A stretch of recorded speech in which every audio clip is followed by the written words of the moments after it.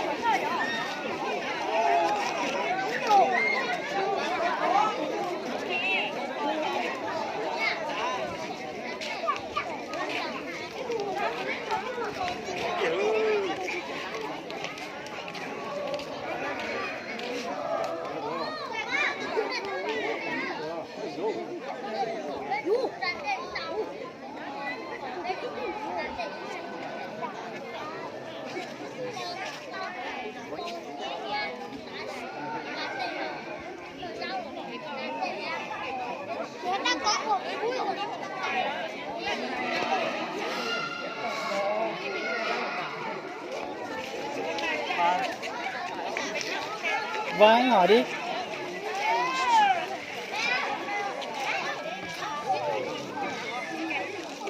Vâng.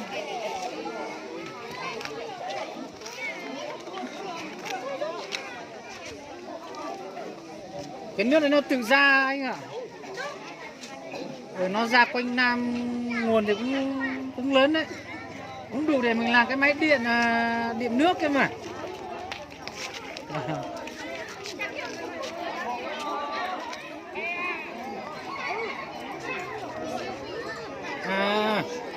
Mình thì nhu cầu rất là nhiều mà đang chờ cái điện lưới quốc gia. Bởi vì bây giờ dân họ đang dùng cái nước ấy để làm điện máy điện nhỏ ấy. Thì nhân dân đang chờ khi nào có điện lưới thì họ mới làm ruộng thì mới dấn cái nước kia về làm.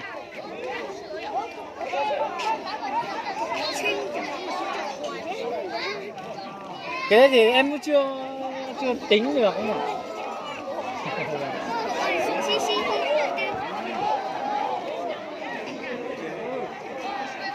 Vâng.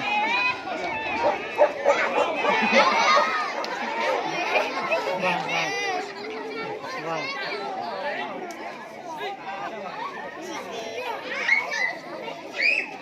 Vâng. Vâng, như em nói nếu mà có điện thì chắc chắn sẽ cảm đi. Vâng.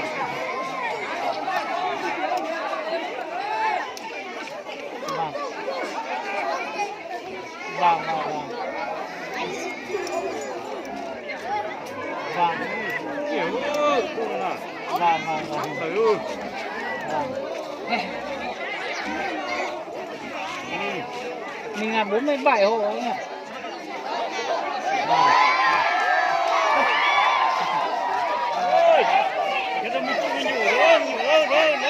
Vâng. Cái này hôm nào mà ăn cây được rồi.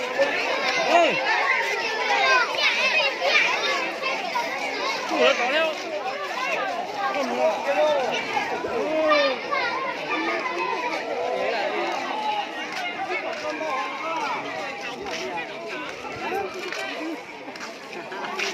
Anh cũng là nó sẽ trời à. Có giá rồi. Đàn vai có giá rồi.